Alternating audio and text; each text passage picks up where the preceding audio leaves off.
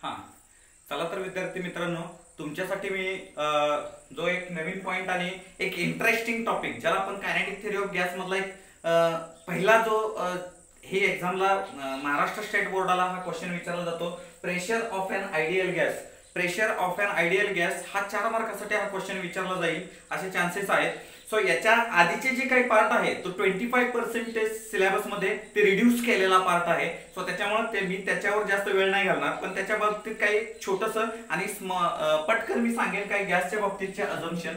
बाळांनो, गॅसच्या बाबतीतचं काय अझम्पशन कशा पद्धतीने आहे किंवा काय काय अझम्पशन सांगितलं किंवा आयडियल गॅस. आता समजा न्यूटननं काय सांगितलं की हा जर मी खालून जर एखादा दगड किंवा हा सपोज चॉक आहे मी जर वर टाकला तर इथं मी एक मॅक्झिमम पर्टिक्युलर एक कायनेटिक एनर्जी अप्लाय केली. मी इथं काय केलं, एक पर्टिक्युलर कायनेटिक एनर्जी अप्लाय केली. ते काय झालं, एक पर्टिक्युलर हायएस्ट एक पर्टिक्युलर हाईटला जाऊन ते रीच झालं आणि तो तिथून काय झाला रिटर्न आला.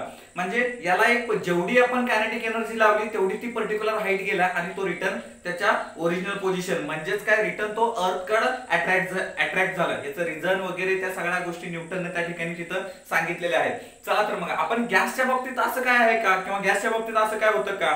समजा या ठिकाणी असे मॉलिक्युल्स आहेत बाळांनो. समजा या ठिकाणी असे मॉलिक्युल्स आहेत.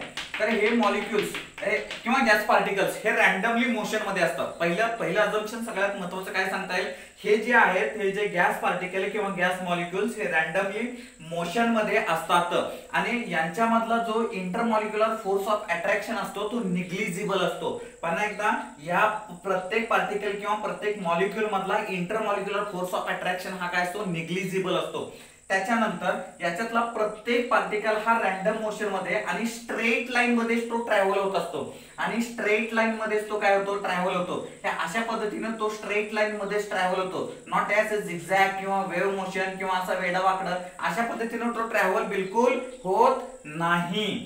सो आता हे झालं त्याच्यातलं अझम्पशन. आणि हे जे आपण पाथ जो काढला याला आपण मीन फ्री पाथ असं म्हणतो. यालाच आपण काय म्हणतो, मीन फ्री पाथ. कारण तो स्ट्रेट मध्ये एकमेकावर कोलाइड होत असतो, एकमेकाच्या वॉलवर कोलाइड होत असतो किंवा तो हा मॉलिक्यूल हा दुसऱ्या मॉलिक्यूलवर कोलाइड होतो. आणि जरी हा कोलाइड झालेला मॉलिक्यूल तरी तोही कंपल्सरी कसा जातो, अशा स्ट्रेट लाईन मध्येच पास होतो किंवा जातो. सगळ्यात महत्वाचं यांच्यामध्ये जेव्हा कोलिजन होतं तेव्हा इथं ह्या दोन मॉलिक्युलचं जे गॅस मॉलिक्युलचं जे कोलिजन होतं बाळांनो, त्या दोन मॉलिक्युल मधलं कोलिजन यांच्यामध्ये कुठल्याही प्रकारचं कायनेटिक लॉस होत नाहीये. कुठल्याही प्रकारचा कायनेटिक लॉस होत नाही. त्यांना इलास्टिक कोलिजन असं म्हणतात. जर समजा इथला मॉलिक्युल हा जर वॉलवर जाऊन कोलाइड झाला आणि तो रिटर्न येतो त्याच पोझिशनला, तर there will be no any kinetic loss or no any loss of energy. म्हणजे before collision after collision there will be kinetic energy is a same. There will be kinetic energy is a same. That is called as a elastic collision. म्हणून या molecules मध्ये किंवा काय असतं, elastic collision होतं. So मध्ये जर काही राहिले असेल तर मी ह्या डेरिव्हेशन मध्ये मी तुम्हाला रिकव्हर करेन ते पॉइंट्स. चला तर मग आपण इकडल्या डेरिव्हेशनला येऊयात. आपण या ठिकाणी आपल्याला काय काय सांगितलं किंवा कुठल्या पद्धतीने बघितलेलं आहे. सो बाळांनो, इथं pressure of A ideal gas, pressure of A ideal गॅसचं याचं एक छोटंसं डेरिव्हेशन आहे. ते डेरिव्हेशन आपण बघूयात. इथं बघा तुम्हाला डायग्राम मध्ये हे झेड ऍक्सिस, हा एक्स ऍक्सिस, हा एक्स ऍक्सिस आणि हा एक क्यूब काढलेला दिसतोय. त्या क्यूबचं प्रत्येक साइड ही काय असते बाळांनो, एल इतकी प्रत्येक साइड आहे. सो प्रत्येकाची साइड, प्रत्येक ह्या क्यूबिकलची साइड ही एल असते. तर ह्या क्यूबचं व्हॉल्यूम असतं एल क्यूब. आणि इथे मी एक वायझेड प्लेन काढलाय. हा जो शेडेड रिजन आहे ना, हा शेडेड जो प्लेन आहे हे वायझेड ला पॅरलल आहे. हा शेडेड प्लेन काय आहे, हा वायझेड ला पॅरलल आहे, parallel to shaded region. Okay, so ते हे करायचं शेडेड रिजन. ओके, सो तो शेडेड रिजन जो आहे तो वायझेड ला पॅरलल आहे. सो त्याच्यानंतर याच्यातलं प्रत्येक ईच जी ही लेंथ आहे ती एल इतकी आहे. जर मला ह्या पॅरललचं तर त्याचा एरिया काढायचा झाला तर शेडेड रिजनचा जर एरिया काढायचा झाला तर तो एल इंटू एल म्हणजे एल स्क्वेअर असतो. तो एल इंटू एल म्हणजे एल स्क्वेअर असतं. मी तुम्हाला आधी सांगितलं, मी इथे एक मॉलिक्यूल कन्सिडर करतो.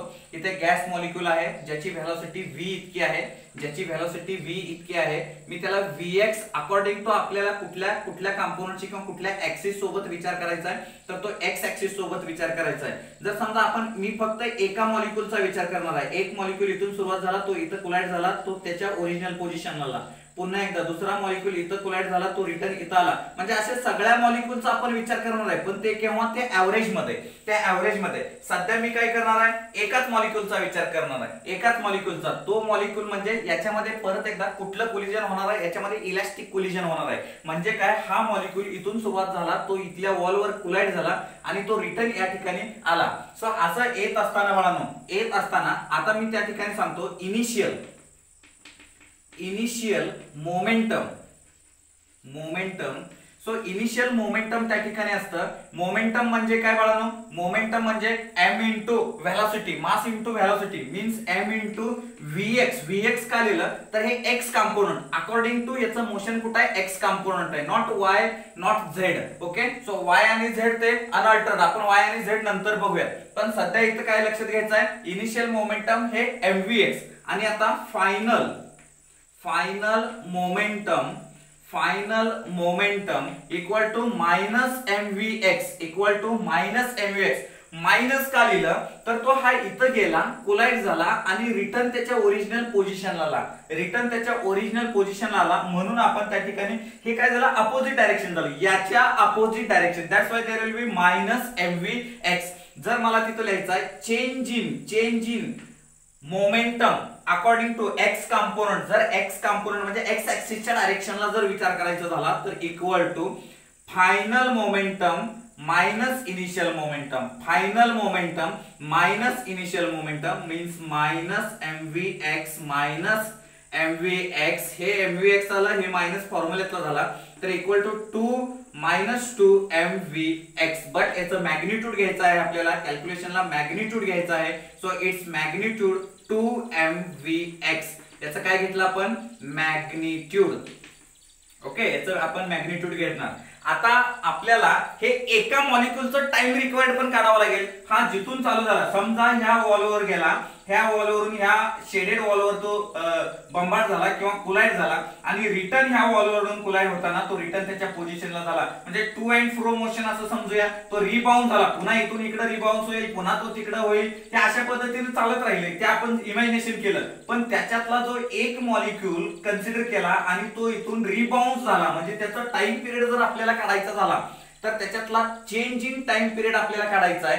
बाळांनो, चेंज इन टाइम पिरियड जर काढायचा झाला तर आता मला सांगा, ह्या वॉल पासून इथपर्यंत स्टार्ट झालं, म्हणजे हे क्युबिकल बॉक्सचा जो क्युबिकल बॉक्स आहे त्याची लेंथ किती रे बाळांनो, L इतकी आहे. मग आपण त्या ठिकाणी हे इथून इथं आला, तो इथून इथं आला पुन्हा, म्हणजे लेंथ किती झाली आपल्याला, 2L इतकी झाली.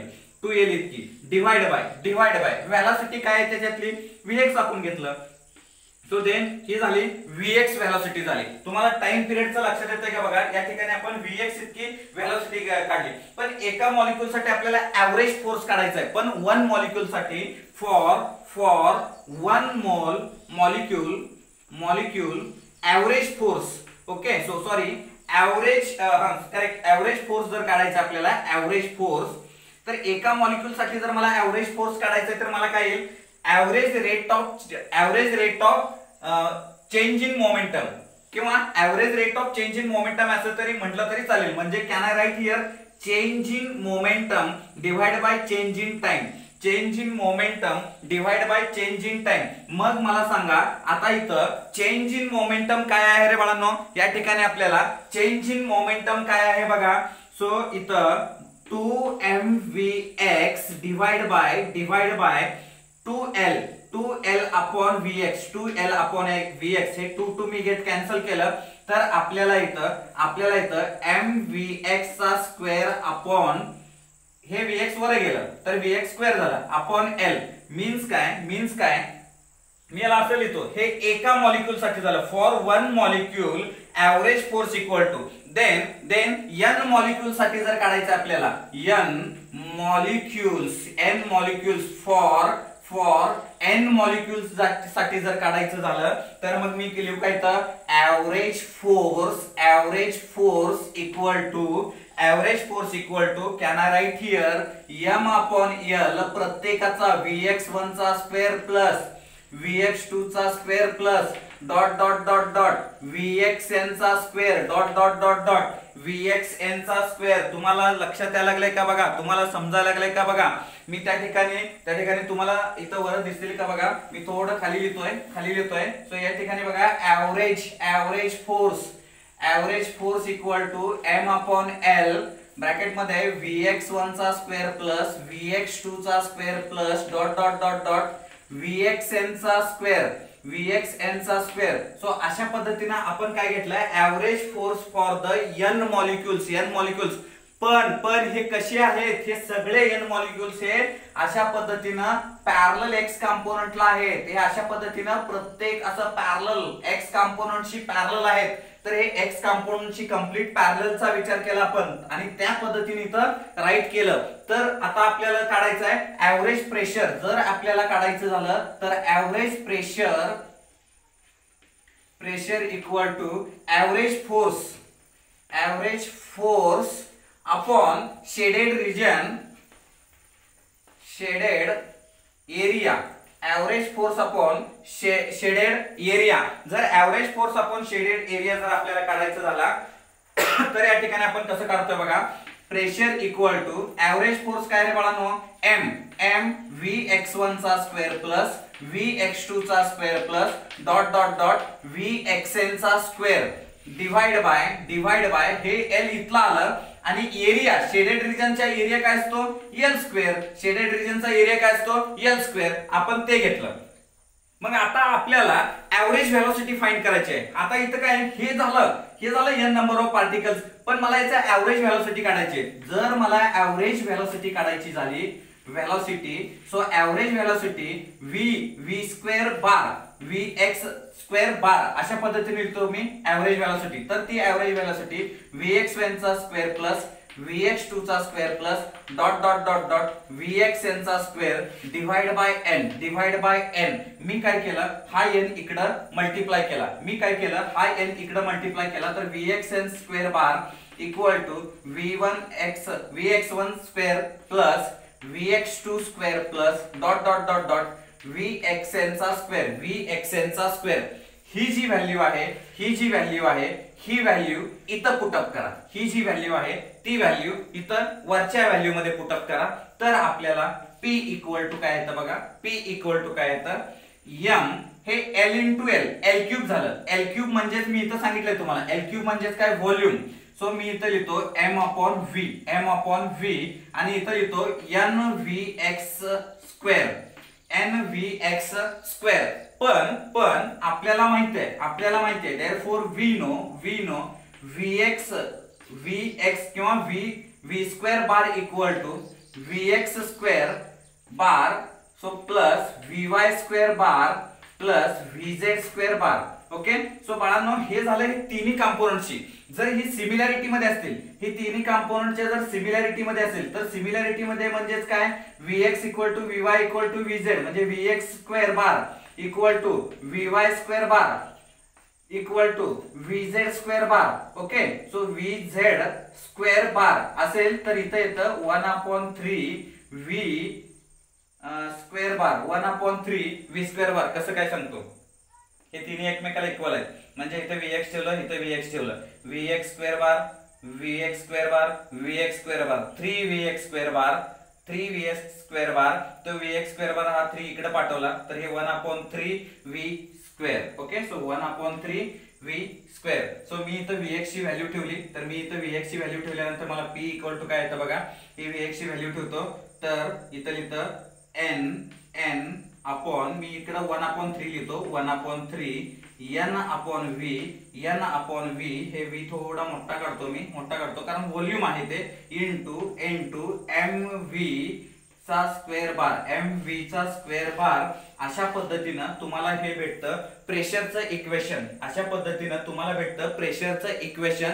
हे कुणासाठी, हे ऑल साठी विचार करता येईल आपल्याला, कारण Vx स्क्वेअरच्या साठी पण एकच. आपण हे दोन्ही जर सगळे सिमिलर कंपोनेंट असतील, हे जर Vx स्क्वेअर बार Vy स्क्वेअर बार Vz स्क्वेअर बार असेल तर ते 1/3 V स्क्वेअर बार अशा पद्धतीने आपण. तर हे झालं आपल्याला हे प्रेशरचं इक्वेशन. आयडियल गॅस किंवा प्रेशर ऑफ अन आयडियल गॅसचं एका क्युबिकल कंटेनर मध्ये अशा पद्धतीने आपण हे फाइंड केलं. So P equal to 1/3.